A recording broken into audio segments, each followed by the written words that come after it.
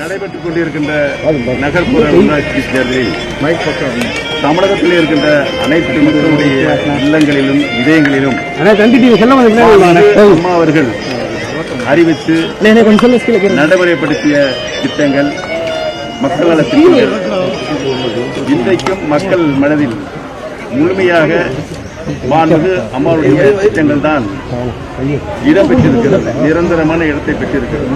ஆகவே இந்த தேர்தலில் ஆட்சிக்கு வந்து 10 மாத காலமாக எந்தவித திட்டமும் அரசால் அறிவிக்கப்படவில்லை.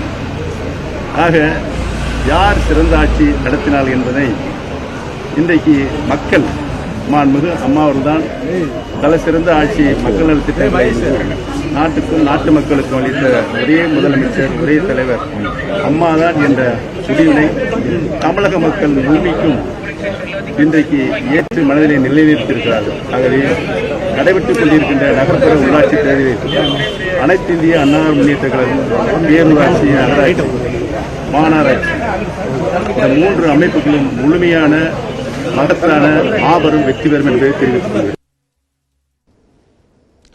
திமுக மகளிர் அணி செயலாளர் நாடாளுமன்ற உறுப்பினர் திருமதி கனிமொழி தற்போது செய்தியாளர்களிடம் பேசி வருகிறார். காட்சிகளை